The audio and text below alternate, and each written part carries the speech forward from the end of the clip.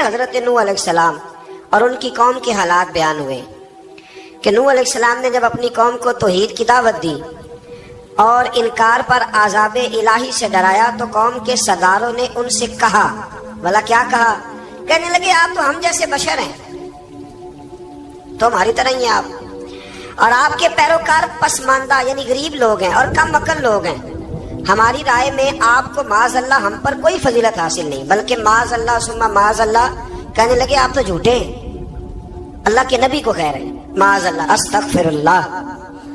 نوح علیہ السلام نے جواب دیا کہ میں اپنے رب کی جانب سے واضح دلیل رکھتا ہوں اور اس نے مجھے رحمت سے نوازا ہے، لیکن تم میرے مقام کو سمجھنے کی صلاحیت نہیں رکھتے، تم اتنی صلاحیت رکھتے نہیں ہو۔ اور پھر ارشاد فرمایا کہ میں تم سے دعوت حق کے صلے میں کسی اجر کا طلبگار نہیں ہوں اور نہ ہی میں اہل ایمان کو اپنے پاس سے دھتکارنے والا ہوں، اور میں نے یہ دعویٰ بھی نہیں کیا کہ میرے پاس اللہ کے خزانے ہیں، اور نہ میں از خود غیب جاننے والا ہوں، اور نہ ہی میں یہ کہتا ہوں کہ میں فرشتہ ہوں، نہ میں یہ کہتا ہوں کہ جن لوگوں کو تم اپنی نظروں میں حقیر جانتے ہو اللہ انہیں خیر سے نہیں نوازے گا۔ فرمایا یہ ٹھیک ہے کہ اللہ بشروں میں سے رسول بناتا ہے، پر جسے بناتا ہے پھر اسے بڑی شانیں عطا فرماتا ہے۔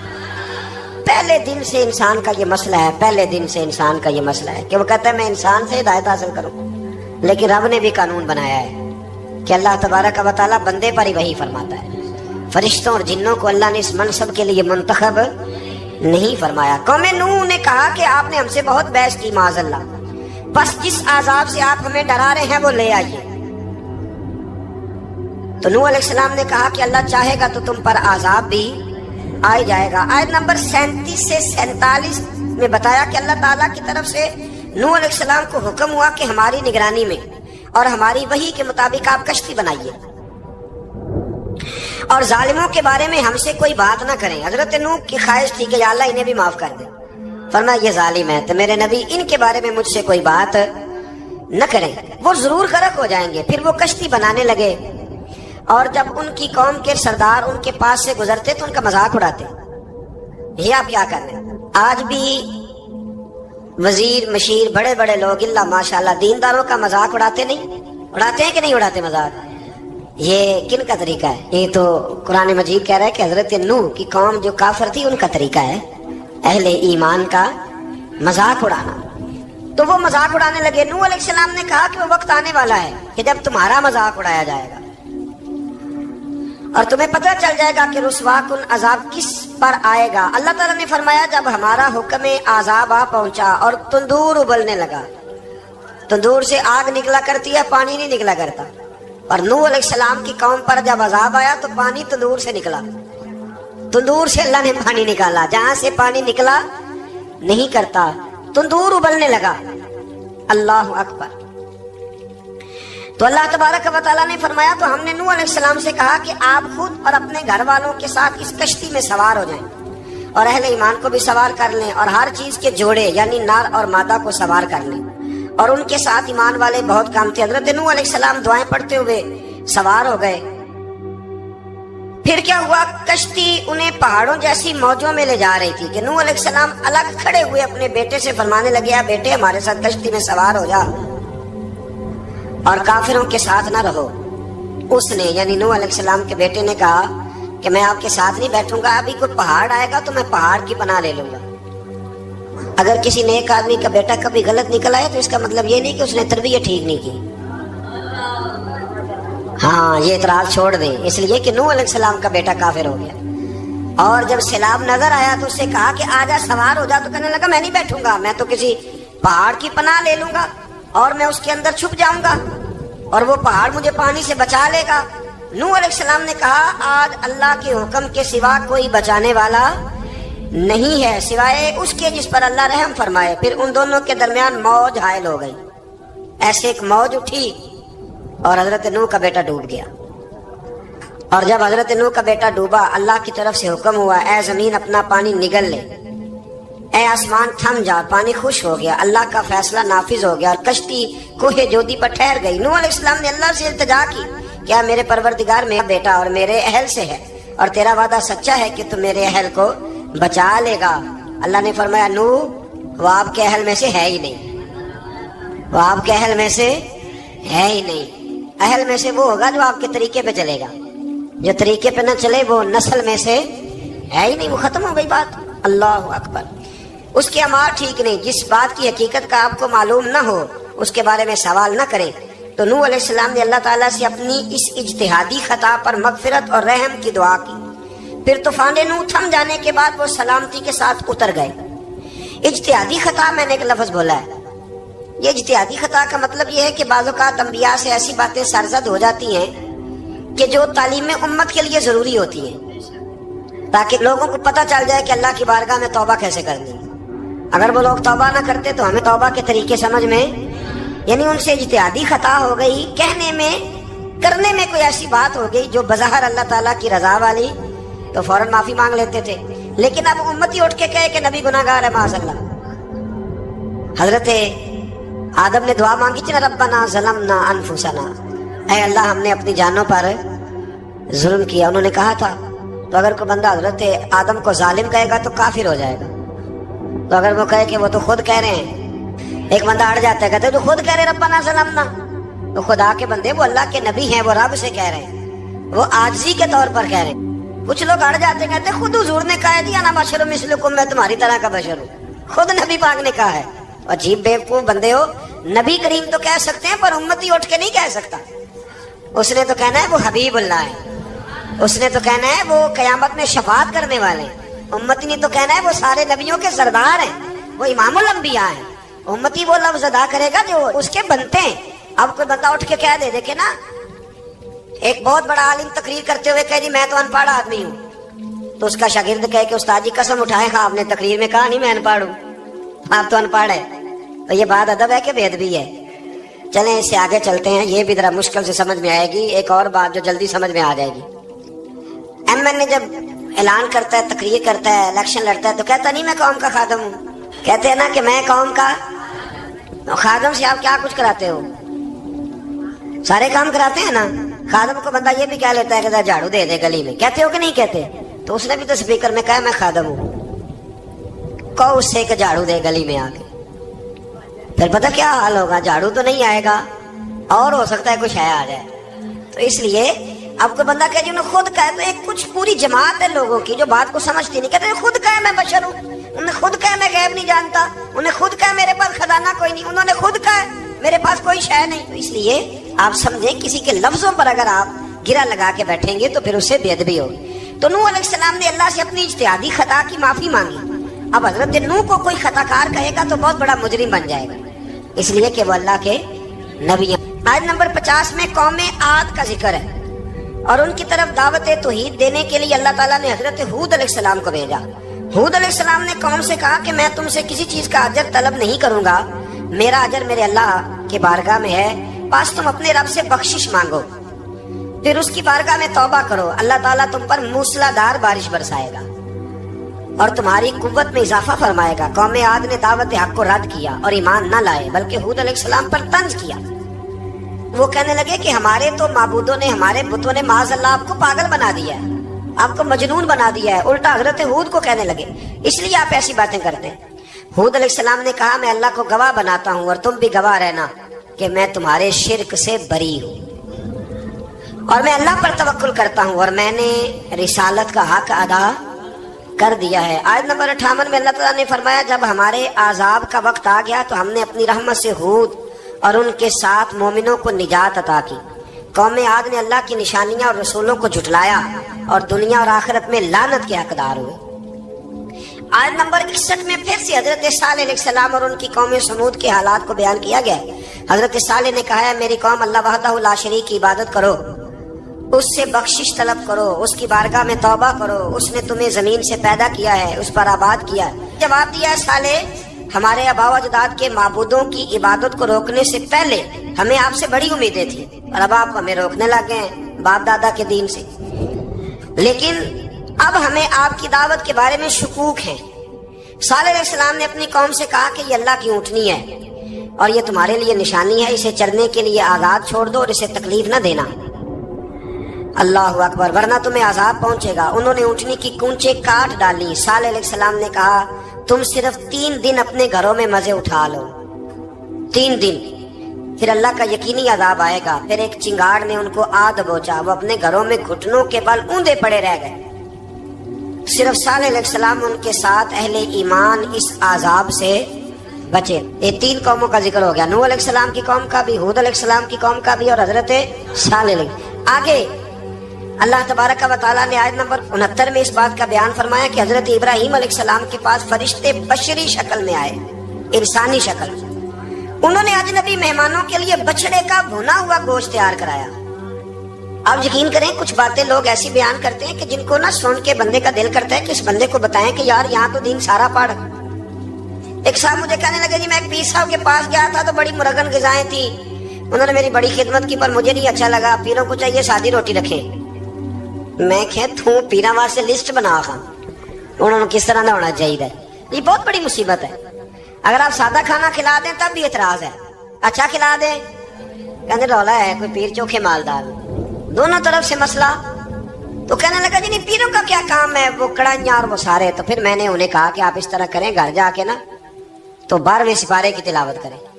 حضرت ابراہیم نے اپنے مہمانوں کے لیے بھنا ہوا کھانا تیار فرمایا تھا۔ تو آپ کیا کہیں گے کہ حضرت ابراہیم درویش نہیں تھے؟ عجیب بات ہے بھائی، آپ ہر بات میں ہٹ جاتے ہیں۔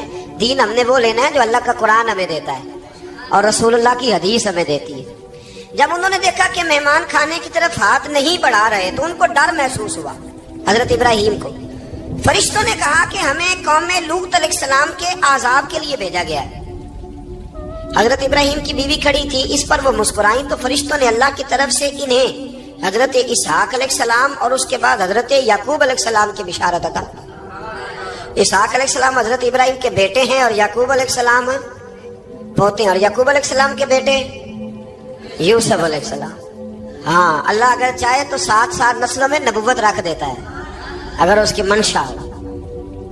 تو حضرت یعقوب کی بشارت دی۔ انہوں نے حیرت سے کہا کہ ہم دونوں میاں بیوی تو بوڑھے ہیں، اس عمر میں اولاد کیسے ہوگی؟ تو فرشتوں نے جواب دیا اے ابراہیم کے گھر والوں، تم پر اللہ کی رحمتیں اور برکتیں ہوں، اللہ کی قدرت پر تمہیں کیوں تعجب ہے؟ اللہ فرماتا ہے کہ بیٹے کی بشارت سن کر ابراہیم کا خوف دور ہو گیا اور پھر وہ قوم لوط کے بارے میں گفتگو کرنے لگے۔ ابراہیم بہت بردبار، اللہ سے آہوزاری کرنے والے اور اس کی طرف رجوع کرنے والے تھے۔ اللہ تعالیٰ نے حضرت ابراہیم علیہ السلام کو فرمایا اے ابراہیم اس گزارش سے آپ گریزاں رہیں، اس کا یقینی فیصلہ ہو چکا ہے اور ان پر نہ ٹلنے والا عذاب نازل ہو کے رہے گا۔ وہ کیا گناہ کرتے تھے؟ لوط علیہ السلام کی قوم میں میں نے بتایا تھا مرد مردوں سے بدفعلی کرتے۔ تو حضرت ابراہیم نے بھی عرض کی، بار بار گزارش کی، بحث کی کہ اللہ مہربانی فرما ان کا عذاب۔ آپ دیکھیں نبیوں کے حوصلے کتنے بڑے ہیں، قومیں تنگ کرتی ہیں اور طرح طرح کی باتیں کرتی ہیں اور پیغمبر پھر بھی کہتے ہیں یا اللہ مہربانی فرما، اے اللہ ان سے عذاب۔ آیت نمبر 77 میں حضرت لوط علیہ السلام کی قوم کی بدعمالیوں اور لوط علیہ السلام کے اپنی قوم کو بدعمالیوں کے باعث فرشتوں کی آمد، قوم کے بدعمال لوگوں کے دوڑ کر آنے اور حضرت لوط کو ان کے سمجھانے اور ان کے انکار پر مضطرب ہونے کا ذکر ہے، جس پر فرشتوں نے حضرت لوط کو تسلی دی کہ آپ فکر نہ کریں، ہم آپ کے رب کے فرشتے ہیں، یہ آپ اور ہم تک نہیں پہنچ سکیں گے۔ آپ رات کے آخری حصے میں قوم کی طرف توجہ کیے بغیر ہجرت فرما لیں، اس لیے کہ صبح کے وقت ان پر عذاب آئے گا۔ جب اللہ کا عذاب آیا تو اس نے بستی کے اوپر کے حصے کو نیچے کر دیا اور قوم لوط کے اوپر اللہ کی طرف سے لگاتار نشان زدہ پتھر برسائے گئے، لگاتار پتھر آئے۔ آیت نمبر 84 میں اللہ تعالیٰ نے حضرت شعیب علیہ السلام اور ان کی قوم کا ذکر فرمایا ہے اور ان کے جرائم کو بیان کیا گیا ہے۔ وہ ناپ تول میں کمی کرتے تھے، دوسروں کو چیزیں کم تول کر دیتے تھے۔ اللہ تعالیٰ نے ان سے فرمایا کہ فساد فی الارض سے باز آؤ اور اپنے سے پہلے سرکش امتوں کا انجام دیکھ لو۔ جب حضرت شعیب کی نصیحتوں کا ان پر اثر نہ ہوا تو پھر اللہ تعالیٰ نے انہیں بھی عذاب سے ہلاک کر دیا۔ آیت نمبر 94 میں فرمایا کہ جب ہمارا عذاب آیا تو ہم نے اپنی رحمت سے حضرت شعیب اور ان پر ایمان لانے والوں کو بچا لیا اور ظالموں کو ایک زبردست چنگاڑ نے پکڑ لیا تو صبح وہ اپنے گھروں میں اوندے منہ پڑے تھے، گویا وہ کبھی وہاں آباد تھے ہی نہیں۔ آیت نمبر 96 میں حضرت موسیٰ علیہ السلام کو عطا کیے جانے والے 9 معجزات کا ذکر ہے۔ پھر فرعون اور اس کے پیروکاروں کے باطل روش کے باعث ان کی ہلاکت کا بھی ذکر فرمایا اور دنیا اور آخرت میں انہیں ملعون یعنی لعنتی قرار دیا۔ جن بستیوں کو اللہ تعالیٰ نے ہلاک کیا ان میں سے بعض کے آثار موجود ہیں اور بعض کے آثار تک معدوم ہو چکے. ان میں سے ہر بستی والے اپنے ظلم کے باعث ہی ہلاک ہوئے. اللہ تعالیٰ کسی پر ظلم نہیں فرماتا. لوگ خود اپنی جانوں پر ظلم کرتے ہیں. جو شخص عذاب آخرت سے ڈرتا ہے اس کے لیے اس میں نشانیاں موجود ہیں. آیت نمبر 106 سے اللہ تعالیٰ نے انجام کے اعتبار سے لوگوں کی 2 قسمیں بیان کی. 2 قسمیں فرمایا. ایک ہے سعادت مند لوگ اور دوسرے ہیں بدبخت. فرمایا بدبختوں کا ٹھکانہ جہنم ہے جس میں وہ ہمیشہ رہیں گے، اور نیک بختوں کا ٹھکانہ جنت ہے، وہ ہمیشہ اسی میں رہیں گے، اور ان کے لیے اللہ کی طرف سے نا ختم ہونے والی عطا ہے. آیت نمبر 110 میں حضور صلی اللہ علیہ وسلم کو تسلی دی گئی کہ جس طرح یہ لوگ قرآن کے بارے میں اختلاف کرتے ہیں اسی طرح قوم موسیٰ نے تورات کے بارے میں بھی اختلاف کیا تھا اور اللہ نے ان کے اعمال کا پورا بدلہ انہیں دیا. آیت نمبر 112 سے سرکشی کو چھوڑ کر احکامات دین پر استقامت اختیار کرنے اور ظالموں کے ساتھ میل جول رکھنے سے بچنے کا حکم دیا گیا ہے اور فرمایا کہ ظالموں سے میل جول کا انجام دوزخ کی آگ ہے. ہم لوگ نہ شکوہ کرتے ہیں، کسی حکومت کو بنے ہوئے 6 مہینے گزرتے ہیں تو شکوہ شروع ہو جاتا ہے، حالانکہ وہ خود تو نہیں نہ بنتے، ان کو کوئی بنانے والا ہے. تو ظالم کا جو مددگار ہوتا ہے وہ بھی ظالم ہوتا ہے. اس لیے احتیاط کریں. اور یہ صرف سیاستدانوں کی بات نہیں، دنیا کے ہر معاملے میں آپ غور کریں کہ آپ کسی ظالم کے مددگار تو نہیں. اللہ تعالیٰ ہمیں حق پر استقامت عطا فرمائے. آیت نمبر 114 میں دن کے دونوں طرفوں میں اور ابتدائی رات کے کچھ حصے میں اللہ تعالیٰ نے نماز قائم کرنے کا حکم دیا ہے. رات کے کچھ حصے میں بھی نماز پڑھنی چاہیے، اور یہ بھی بتایا کہ بے شک نیکیاں گناہوں کو مٹا دیتی ہیں اور یہ نصیحت قبول کرنے والوں کے لیے نصیحت ہے. آیت نمبر 120 میں اللہ تعالیٰ نے فرمایا کہ ہم آپ صلی اللہ علیہ وسلم کو رسولوں کی تمام خبریں آپ کے دل کی تسکین اور تقویت کے لیے بیان کرتے ہیں، اور ان میں مومنوں کے لیے نصیحت اور عبرت ہے کہ ان ساری باتوں سے عبرت پکڑ لو. بچہ صرف وہی جو اللہ کے نبیوں کے طریقے پہ چلا اور نبیوں کے ساتھ رہا، باقی بچ سکے نہیں. اللہ تعالیٰ کی طرف سے توحید و رسالت اور وقوع قیامت کے دلائل بھی ہیں. آیت نمبر 123 میں فرمایا کہ آسمانوں اور زمینوں میں سب غیب اللہ ہی کے ساتھ مختص ہیں اور ہر کام اسی کی طرف لوٹایا جاتا ہے. آپ اسی کی عبادت کیجئے، اسی پر توکل کیجئے، اور آپ کا رب لوگوں کے اعمال سے غافل نہیں ہے. اسی بارے میں نا آگے سورۃ یوسف شروع ہو رہی ہے. اس کو اللہ تعالیٰ نے کہا ہے کہ یہ بڑا پیارا قصہ ہے، احسن القصص کا، قصوں میں سونا قصہ. تو یہ کچھ 12ویں پارے میں اور کچھ 13ویں پارے میں ہے. میں نے یہ ارادہ کیا ہے کہ یہ ایک ہی دن پوری بیان کی جائے. قوم سبت کا ذکر فرمایا اللہ نے. ہفتے والے دن کچھ لوگ نافرمانی کرتے ہیں. ہمارے بھی ہیلے بہانے ہیں نا آج کل کاروبار میں. تو اسی سپارے کی آیت نمبر 65 کے اندر اللہ تعالیٰ نے حضرت داؤد کی قوم کا ذکر کیا کہ اللہ نے انہیں حکم دیا تھا کہ ہفتے والے دن مچھلیاں نہیں پکڑنی. تو وہ کہتے تھے چلو ہاتھ لگا کے نہیں پکڑنی، ہاتھ لگا کے. وہ ہمارے لوگ ہیلے بہانے تلاش کر لیتے ہیں نا. وہ بڑے جناب انشورنس والا آ گیا، اب وہ بینک والا آ گیا، اب وہ فلانے صاحب آ گئے، وہ تروڑ مروڑ کے کہانیاں باتیں، اور پھر ہمیں بھی رستے مل جاتے ہیں بچنے کے. مفتی صاحب نے کہہ دیا تھا، ایک مولانا سے میں نے ان کو کہا ہفتے والے دن مچھلیاں نہیں پکڑنے کا. نہیں پکڑتے، چھوٹے چھوٹے حوض بنا لیے تو مچھلیاں زیادہ آتی تھی اس دن. یہ بھی اللہ کی قدرت تھی. نماز کے وقت گاہک زیادہ آتے ہیں، یہ اس کی قدرت ہوتی ہے. تو وہ مچھلیاں حوض میں جمع ہو جاتی ہیں. یوں سمجھ لیں کہ جال انہوں نے لگا لیے ہوئے، تو جال میں وہ پھنستی رہتی تھی، حوضوں میں آتی رہتی تھی. ہفتے کو نہیں پکڑتے تھے، اتوار کو پکڑ لیتے تھے. تو پھر اللہ نے انہیں سزا دی. فرمایا تماشے کرتے ہو اللہ کے حکم کے ساتھ. کیا سزا دی؟ فَقُلْنَا لَهُمْ كُونُوا قِرَادَةً خَاسِئِينَ. فرمایا بندر بن جاؤ دھتکارے ہوئے. جو رزق حرام طریقے سے کماتے تھے رب انہیں بندر بنا دیتا تھا. ابھی بھی میں نے دیکھے ہیں بڑے بڑے تاجر پاگلوں جیسی زندگی گزار رہے ہیں. نفسیاتی طور پہ سکون نہیں ہے، کروڑوں روپیہ پڑا ہے. کیوں؟ اس لیے کہ رب کے بتائے ہوئے طریقے کے مطابق تجارت نہیں کرتے. آگے ایک اور دلچسپ بات آ گئی. بنی اسرائیل کے اندر نا ایک شخص نے اپنے چچا کو قتل کر دیا جائیداد کے لیے. یہ دیکھیں کب سے لوگ جائیداد کے لیے قتل کرتے آ رہے ہیں. چچا کو قتل کر دیا، اور قتل کر کے حضرت موسیٰ علیہ السلام کے پاس آئے کہ میرے چچا کو کسی نے قتل کر دیا ہے، تو بتائیں کیا کرنا ہے. تو آپ نے فرمایا کہ گائے ذبح کرو اور اس کا ایک ٹکڑا مقتول کو مارو، مرنے والے کو. وہ خود اٹھ کے بتا دے گا مجھے کس نے قتل کیا ہے. اب ارادہ نہیں تھا گائے ذبح کرنے کا تو بہانے کرنے لگے. ارادہ نہیں نہ ہوتا تو پھر کیا ہوتے ہیں؟ کہنے لگے گائے کس طرح کی ہو، بوڑھی ہو کہ بچی ہو، رنگ کیسا ہو، جوان ہو کہ چھوٹی ہو، حال میں ایک دفعہ چلنا سیکھ گئی ہو یا ابھی نہ سیکھی ہو؟ تو بتاتے گئے تو رب بھی شرطیں بیان کرتا گیا. گہرے زرد رنگ کی ہو، حال کے اندر اسے نہ چلایا گیا ہو، پانی نہ نکالا گیا ہو، نہ بچی ہو نہ جوان ہو، اس کے درمیان ہو. یہ ساری شرطیں کہاں پائی جاتی تھی؟ حضرت موسیٰ علیہ السلام کی قوم کا ایک شخص تھا جو اللہ کا ولی تھا. وہ جب انتقال کرنے لگا نا، اللہ اکبر، دیکھو رب ولیوں کی اولادوں پر بھی کتنا فضل فرماتا ہے. وہ جب انتقال کرنے لگا تو ایک اس کے پاس چھوٹی سی بچیا تھی، گائے کی بچی، اس نے جنگل میں چھوڑ دی. کہنے لگا یا اللہ میں تیرے نام پہ چھوڑتا ہوں، میرا بچہ جوان ہو جائے تو اسے دے دینا، اور تو سرمایہ ہی کوئی نہیں. بچہ بڑا ہوا تو بچہ بھی بڑا نیک تھا، اپنی ماں کا بڑا فرما بردار تھا. اس کی ماں نے کہا بیٹا تیرے باپ نے ایک گائے چھوڑی تھی. تو بچہ جنگل میں گیا اور جا کے کہنے لگا اے اللہ میری گائے مجھ سے ملا دے. تو رب کریم نے وہ گائے واپس کر دی. وہ گائے گھر لے آیا. اب وہ کہنے لگا اماں بیچ دوں، تو اماں کہنے لگی بیٹا میرے پوچھے بغیر نہ بیچنا.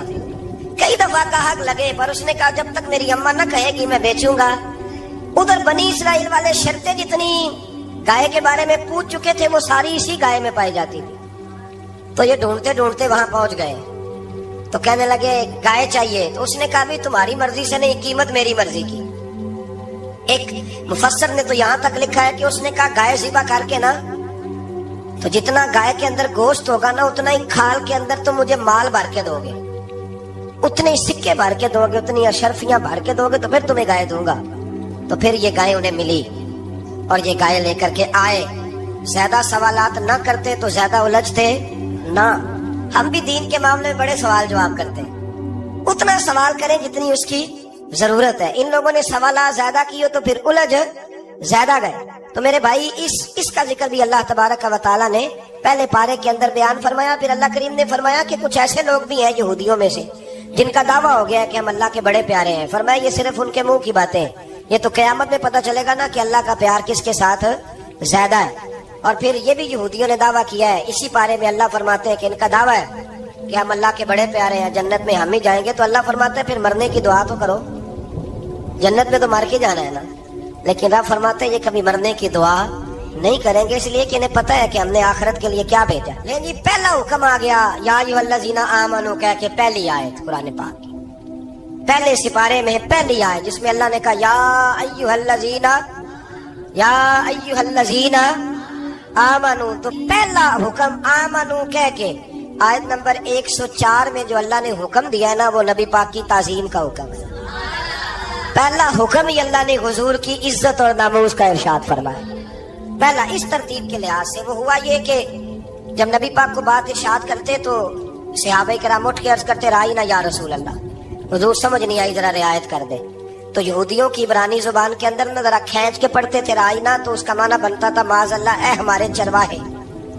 بکریاں چرانے والے کو بھی وہ رائنا کہتے تھے. تو جب صحابہ یہ کہنے لگے تو اللہ نے منع ہی کر دیا. فرمایا میرے محبوب کے غلاموں اس لفظ کے پیچھے چھپ کے، اس لفظ کے پیچھے چھپ کے لوگ میرے نبی کی بے ادبی کر جاتے ہیں. تو جس لفظ کا کوئی ایک معنی بے ادبی والا بنتا ہو وہ لفظ بھی میرے نبی کے لیے نہ کہو. لفظ وہ والے کہو جس میں کوئی بے ادبی کا معنی نکلے نہ. یہاں لوگوں نے بڑے بڑے لفظ نہیں بول دیے، پھر کہتے میرا مطلب یہ تھا، میرا مطلب وہ تھا. تو تو نے وہ لفظ بولا کیوں جس کا کوئی غلط مطلب بھی نکل سکتا تھا؟ اللہ نے فرمایا یا ایھا الذین آمنوا لا تقولوا رائنا، اے ایمان والو رائنا کہو ہی نہ. تو یا اللہ کیا کہیں؟ فرمایا وقولوا انظرنا، تم کہو یا رسول اللہ ایک نظر فرمائیے. انداز دیکھیے انظرنا ایک نظر. تو ہمارے بزرگ تو پہلے بڑے پیار والوں نے کہہ دیا یا رسول اللہ انظر حالنا. کہتے کہاں سے لاتے ہو جملے؟ میں نے کہا اللہ کی کتاب سے. یا رسول اللہ انظر حالنا یا حبیب اللہ اسمع قالا. تو تم کہو انظرنا، محبوب نظر کرم کرے، واسمعوا، اور کیا ضرورت ہے دوبارہ پوچھنے کی؟ اللہ کہتا ہے پہلے ہی دھیان سے سنا کرو، پہلے ہی واسمعوا، پہلے ہی احتیاط سے سنو. وللکافرین عذاب علیم، اور کافروں کے لیے دردناک عذاب ہے. لے جی اسی پارے میں اللہ تبارک و تعالیٰ نے پھر اہل یہود کا ذکر کیا. تو یہود کہنے لگے کہ ہم حضرت ابراہیم کے ماننے والے ہیں. تو اللہ کریم نے وہ بھی ذکر کیا کہ میں نے تو ابراہیم کو آزمایا ہے. وَإِذِ ابْتَلَىٰ إِبْرَاهِيمَ رَبُّهُ بِكَلِمَاتٍ فَأَتَمَّهُنَّ. ہم نے ابراہیم کو کچھ چیزوں سے آزمایا ہے، وہ ہماری آزمائش پہ پورے اترے۔ قال انی جاعلک للناس اماما، تو پھر ہم نے انہیں کہا کہ ہم آپ کو پوری دنیا کا امام بنائیں گے۔ وہ آزمائش کیا تھی؟ آگ میں جانا بھی آزمائش، بیٹے کا نہ ہونا بھی آزمائش، بیٹا ہوا تو پھر اسے وادی غیر ذی زرع ان میں چھوڑ کے آنا بھی آزمائش، بڑا ہوا تو پھر ذبح کرنا بھی آزمائش۔ فرمایا جہاں جہاں آزمایا ہے نا، ابراہیم ہماری آزمائش میں پورے اترے۔ فرمایا تم مفت میں حضرت ابراہیم کی اولاد بنتے ہو اور ان کا نام لیتے اور ان کے ساتھ اپنا تعلق بناتے ہو، دیکھو تو صحیح وہ کتنی آزمائشوں سے گزرے۔ تو اس کا بھی اللہ نے اسی میں ذکر فرمایا۔ اور پھر وہ بات کرتے تھے حضرت یعقوب کی اور حضرت اسحاق کی، تو فرمایا وہ تو ہمارے اتنے خاص بندے تھے کہ وصال کے وقت بھی انہوں نے اپنی اولادوں کو نصیحت فرمائی تھی کہ اللہ کی توحید پہ قائم رہنا۔ اس کا ذکر بھی اللہ نے اسی پارے میں بیان فرمایا۔ اور جو حضرت ابراہیم اور جناب اسماعیل نے کعبہ تعمیر کیا تو اس کا ذکر بھی اللہ تعالیٰ نے اسی بارے میں فرمایا۔ فرمایا جب وہ کعبہ بنا رہے تھے تو کہہ رہے تھے ربنا تقبل منا، کہہ رہے تھے اے اللہ بنا ہم نے دیا ہے پر مہربانی فرما ہم سے قبول فرما لے۔ تو جو آیہ کریمہ آخر میں عرض کرنا چاہتا ہوں اس پر بھی تھوڑی توجہ فرمائیں گے تو بات بڑی نکھر کے باہر آئے گی۔ یہ 16ویں رکوع کے اندر اللہ نے پھر یہود کا اور عیسائیت کا ذکر فرمایا تو اللہ کریم نے ایک بات ارشاد فرمائی۔ یہودیوں کے ہاں جب کوئی بچہ پیدا ہوتا تھا پیلے رنگ کے ساتھ اس کو رنگتے تھے، یا کوئی خاص رنگ تھا ان کا، بچہ پیدا ہوتا تو اس پر وہ رنگ چڑھاتے کہ یہ جی ہمارے مذہب کا رنگ ہے۔ ہمارے ہاں بھی رسمیں ہیں نا اپنی اپنی، معاذ اللہ اپنی اپنی نہیں ہونی چاہیے، اللہ رسول کا حکم ہونا چاہیے۔ تو یہودیوں کے ہاں بچہ پیدا ہوتا تو ایک خاص رنگ چڑھاتے، عیسائیوں کے ہاں پیدا ہوتا تو وہ بھی ایک خاص رنگ چڑھاتے۔ تو مسلمانوں کے ہاں بچے پیدا ہوئے تو انہوں نے بھی توجہ کی کہ یہ کیا ہو رہا ہے، تو رب کریم نے فرمایا صبغۃ اللہ، رنگ اللہ کا ہی ہے۔ ومن احسن من اللہ صبغۃ، اور فرمایا اللہ کے رنگ سے زیادہ خوبصورت کس کا رنگ ہو سکتا ہے؟ اللہ کا رنگ کیا ہے؟ لا الہ الا اللہ محمد رسول اللہ صلی اللہ علیہ۔ فرمایا نیلے پیلے کالے رنگ نہ چڑھاؤ، اپنے ذہن پر توحید و رسالت کا رنگ چڑھاؤ، یہ سب سے بہترین رنگ ہے۔ اگر تمہارے ذہنوں پر رب رسول کی توحید کا رنگ چڑھ گیا تو یہ وہ والا رنگ ہے، پھر تمہیں کسی اور رنگ کی طرف جانے کی ضرورت نہیں پڑے گی۔ تو فرمایا رنگ وہ پیدا کرو جو توحید کا ہے، رسالت کا ہے، اس رنگ کی توجہ کرو۔ قرآن مجید کے اس پارے میں اللہ کریم نے مختلف باتیں بیان کر کے آخری رکوع میں یہ جو رنگ کا ذکر فرمایا نا، تو یہ لگتا ہے پورے پارے کا خلاصہ ہے کہ رب کریم نے فرمایا اصل بات یہ ہے کہ تمہاری سوچوں پہ رب رسول کی توحید و رسالت کا رنگ ہونا چاہیے۔ وہ ایک دفعہ مسلمہ کذاب بے ایمان کہنے لگا میں نے بنا لیا قرآن پاک کا جواب، معاذ اللہ۔ جواب کیا بنایا؟ وہ سورت ہے نا القاریہ تو ملکاریہ وما ادراک ملکاریہ، کھڑکھڑانے والے کیا ہے، کھڑکھڑانے والے تمہیں کیا پتا کیا ہے کھڑکھڑی، قیامت کا ذکر ہے۔ کہنے لگا میں نے اس کی ایسی صورت بنا لیا، تو کیا بنایا؟ الفیل ملفیل وما ادراک ملفیل۔ کہنے لگا ہاتھی، تمہیں کیا پتا کیا ہاتھی، تم کیا جانو کیا ہاتھی۔ تو پاس جو اس کے اپنے بیٹھے تھے نا چیلے، کہنے لگے چپ کر جا، سارے زمانے کو پتا ہاتھی کیا ہوتا ہے۔ تو پاگل ہے، اس کے 2 کان ہوتے ہیں، ایک سونڈ ہوتی ہے، 4 اس کے پیر ہوتے ہیں۔ بیوقوف آدمی قرآن کا مقابلہ کرنا ہے تو وہ چج کے ساتھ کر، پاگلوں کی طرح مقابلہ کرے گا، جوتے کھائے گا بھی ہمیں بھی پڑھوائے گا۔ تو قرآن مجید کا کوئی مقابلہ کر سکا؟ تو اس آیت مبارکہ میں اللہ نے کافروں کو یہ کہا اگر مقابلہ نہیں کر سکتے تو پھر اللہ سے ڈرو، ورنہ دوزخ میں ڈالے جاؤ گے، وہ جس کا ایندھن آدمی اور پتھر ہے، اور بنائی بھی کافروں کے لیے گئی ہے۔ وعدت للکافرین، جہنم کس کے لیے بنائی گئی ہے؟ کافروں اور منافقوں کے لیے۔ مسلمانوں کے لیے بنائی گئی، مسلمان مرضی سے چھلانگے لگائیں تو ان کی موج ہے، ورنہ ان کے لیے جہنم، ان کے لیے اللہ نے جنت بنائی ہے۔ اور یہ بات کرتے ہی رب کریم نے فرمایا اے محبوب علیہ الصلوۃ والسلام، مومنوں کو خوشخبری دے دیں کہ اللہ نے ان کے لیے جنت بنائی ہے، اس میں باغات ہیں، انہیں رزق دیا جائے گا کھانے کے لیے، اور اس میں انہیں پاکیزہ بیویاں دی جائیں گی، اور پھر وہ اس میں ہمیشہ رہیں گے، انہیں اس سے نکالا نہیں جائے گا۔ آگے جو آیات کریمہ ہے نا، اس کے اندر اللہ تبارک و تعالیٰ نے فرمایا ہے کہ اللہ حیا نہیں کرتا سمجھانے کے لیے مچھر کی مثال بھی دینی پڑے۔ فرمایا قرآن سے کچھ لوگ ہدایت حاصل کرتے ہیں اور کچھ گمراہ ہو جاتے ہیں۔ جب لوگ اپنی مرضی کی تشریحات چاہتے ہیں تو گمراہ ہوتے ہیں، اور جب قرآن کو رسول اللہ صلی اللہ علیہ وسلم اور امت مسلمہ کی تشریحات کی روشنی میں سمجھتے ہیں تو پھر اللہ ہدایت عطا فرماتا ہے۔ پھر اللہ تبارک و تعالیٰ نے آگے ارشاد فرمایا حضرت آدم کی پیدائش کا واقعہ۔ मुफस्सिरीन ने लिखा अल्लाह ने मशवरा किया था फरिश्तों से, वइज़ क़ाल रब्बुका लिल मलाइकति इन्नी जाइलुन फिल अर्द खलीफा। लेकिन कुछ मुफस्सिरीन कहते हैं कि अल्लाह को जरूरत नहीं फरिश्तों से मशवरा करने की। अल्लाह ने फरिश्तों से मशवरा नहीं किया, बल्कि रब ने उन्हें आगाह फरमाया था कि मैं लगा हूं जमीन पे अपना नायब बनाने, मैं खिलाफत देने लगा हूं जमीन पे। अब ये तो देने वाली की मर्जी है ना, उसने किसको देनी है, ये तो देने वाले की मर्जी है ना उसने। तो कुछ लोग कहते हैं कि देने वाले से ज्यादा हमें पता है। तो फरिश्तों को भी ये इज्तिहादी खता हो गई, कहने लगे या अल्लाह इसे ना बनाना, ये फसाद करेगा, ये खून रेजियां करेगा। तो अल्लाह ने फरमाया जो मैं जानता हूं वो तुम। अल्लाह अकबर। इमाम राजी फरमाते जब रमजान आता है तो अल्लाह फरिश्तों से कहता है जरा ये खोल के दरवाजे देखो ना, ये जमीन पे क्या कर रहे हैं। तुम तो कहते थे फसाद करेंगे और ये सारे तरावियां पढ़ रहे हैं। तुम तो गोया कहते थे फसाद करेंगे और ये तो देखो गोया रमजान के रोजे रख रहे हैं, ये तो मेरी याद में निकले हुए। तुम कुछ कहते थे और देखो मैंने तुम्हें कहा था ना जो मैं जानता हूं वो तुम।